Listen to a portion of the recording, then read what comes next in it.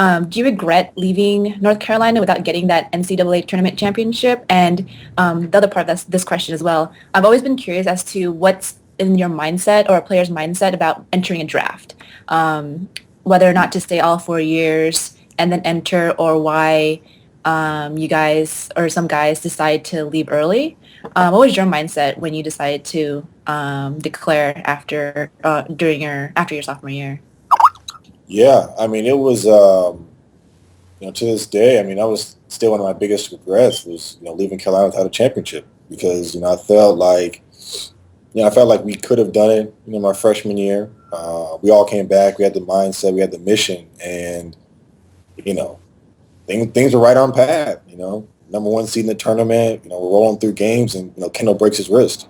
And, it's kind of one of those things where it's like, you know, if he's healthy, do we ever see that, UNC Kentucky rematch? The only reason we lost in the regular season on a block shot at the buzzer, but what would have happened if we would have played? So it was definitely something I regretted, just in terms of not winning. But in terms of leaving for the draft, that was one of those things that Coach Williams and I we kind of agreed on.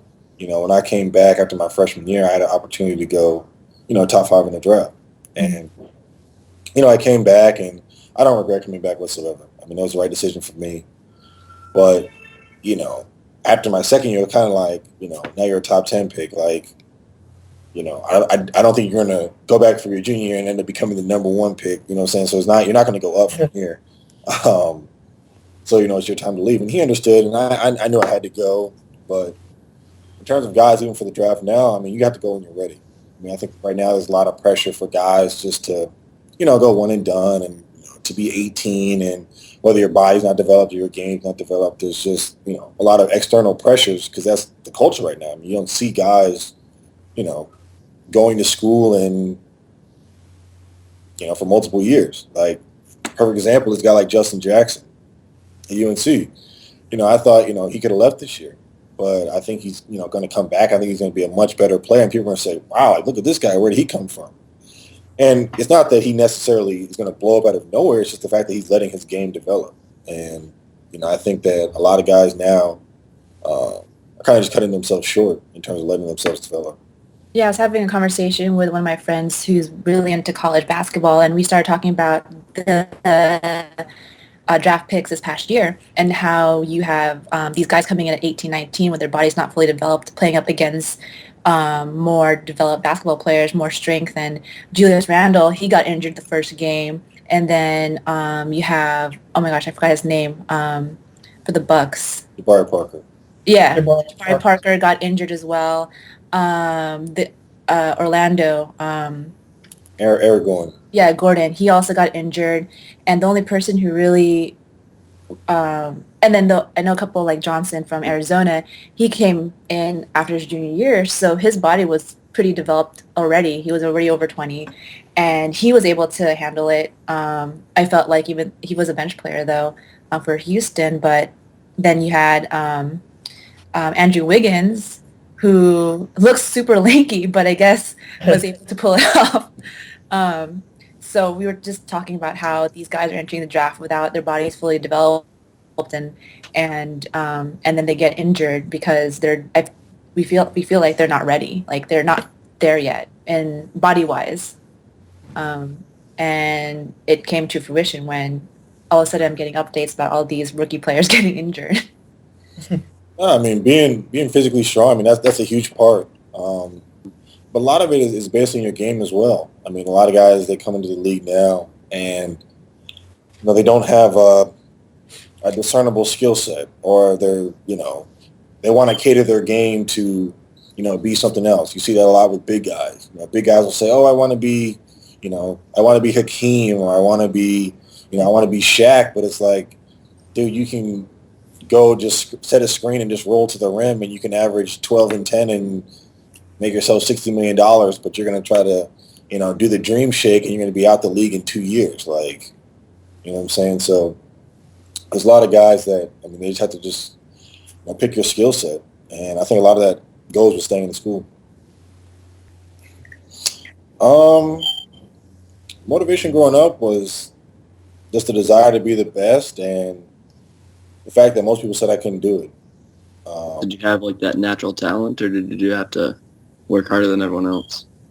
I had to work harder than everybody else, especially where I came from too. I mean, I remember when I was so there was the 15 and older AAU team. I was probably like 12 or 13. I was practicing with them. And I told them, one day I wanted to get a offer from a big school like in North Carolina, and they laughed me out of the gym. Like, there's no way you're going to go to North Carolina. People from Iowa either go to Iowa State or UNI. There's no way it's going to happen. So I always had that chip on my shoulder, like, why could I not play at North Carolina? And, based on what they saw, I mean, it was a very unrealistic, very unrealistic goal. Here I am. I'm probably, 6'2", 6'3", maybe. I'm shooting from my hip. I can't really dribble that well. Just have a lot of energy, and I'm just like, yeah, I want to play in the NBA someday. And, I just always kept working, just because, when I came on the scene, like my sophomore year, and I started playing these big, tournaments, they're like, who is this kid? He's from Iowa. Oh, there's nobody good in Iowa. This kid's probably overrated. He's probably trash. Like, people would always say something about that. So, like, that was always just like a motivating factor. Like, just because I'm from Iowa doesn't mean I can't play on the stage. Right. Yeah, my basketball coach and my stepbrother, the one that said hi to you earlier, us three have a pretty good bond. And like I said, we're like in the smallest division in New Hampshire.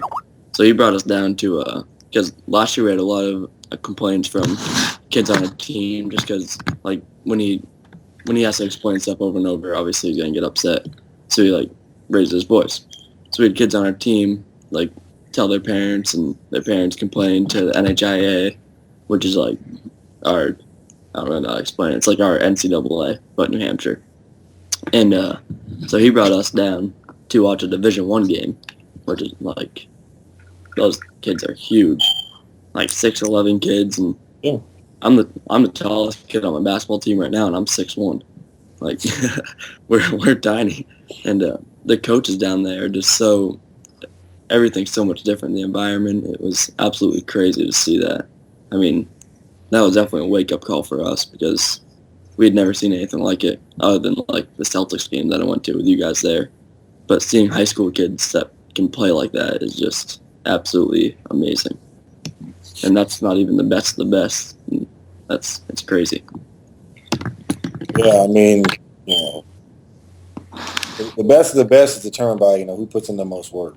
Right. I mean, there's no law, or there's no rules that say, look, just because you're from here, just because you're this height, or just because, you're X, Y, and Z, that's why you can't play at this level. And if that was the case, then, I would have retired in the 5th grade, and my AAU coach told me I was terrible.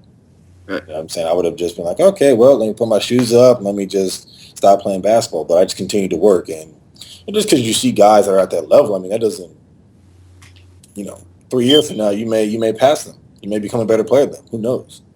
So I would just say, don't get discouraged by that. I mean, if anything, just be motivated by it. Oh yeah, definitely. Did when you were growing up, did your high school have like cuts, like freshman team, and then got cut from that, then you pretty much never play again, or? Nah. So my high school year, we had a freshman team, and I remember I got bumped up to varsity. And Oh wow. I remember there was some of the guys kind of resented me, right? They're like, oh, they put this freshman on the varsity team because he can dunk and all this kind of stuff. And I kind of just sat there kind of like, some of you guys can dunk too, but you guys don't get any minutes, but we're not going to go there. So, I always kind of just had that, that chip on my shoulder, like, these guys don't think I'm good enough to be here. So Right. I'm going to prove that, I deserve to be on the varsity team. So, I worked, I came off the bench, and I played, and people thought I was crazy. When coach put me in my very first game, like, oh man, he's putting this freshman, like, oh, he's giving up the game, he's throwing the game right now. We're going to lose because he's putting this guy in. And I ended up playing well, and then I just got better as the years went on. But no matter where you go, there's always going to be people doubting and Oh yeah. trying to break you down, that type of stuff. But you have to continue to work.